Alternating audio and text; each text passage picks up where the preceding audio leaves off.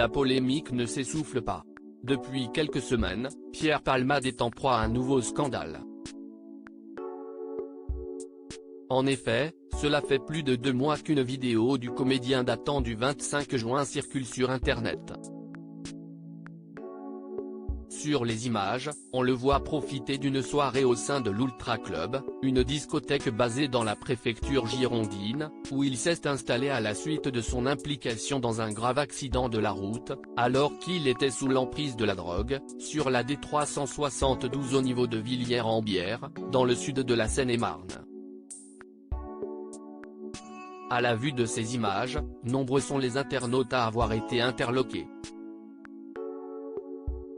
Pour faire la lumière sur cette histoire, Julien Colonna, le gérant de l'établissement, qui avait jusqu'ici assuré que la star n'y avait jamais mis les pieds, est venu témoigner lundi 4 septembre sur le plateau de Touche pas à mon poste.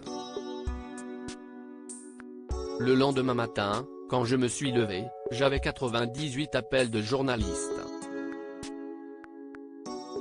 Et moi, ce que je prône, si est-il la discrétion pour mes clients. Donc la première chose que j'ai dite, si est-il qu'il n'était pas présent, a-t-il commencé par annoncer. Et de poursuivre pour justifier son mensonge initial, si j'avais dit oui, il était là, on m'aurait accusé de vouloir faire le buzz. Oui, il est venu dans ma boîte. Dans son récit, le Bordelais à la tête d'une entreprise de 21 salariés a finalement confié que Pierre Palmade s'était déjà rendu dans sa boîte de nuit auparavant. Et lorsque Cyril Hanouna lui a demandé si l'ancienne amie de Muriel Robin s'était bel et bien rendue dans le club, Julien Colonna a répondu « Oui, il est venu dans ma boîte. Mais pour mes clients, il n'y a pas à savoir s'il était là, ou s'il n'était pas là. » Dans la suite de l'entretien, le patron a confié que Pierre Palmade n'avait consommé que 2 verres d'alcool, mais pas de bouteille.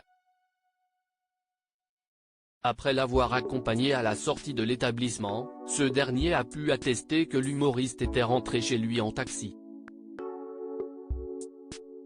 Article écrit en collaboration avec 6 médias. Crédit photo, capture d'écran C8.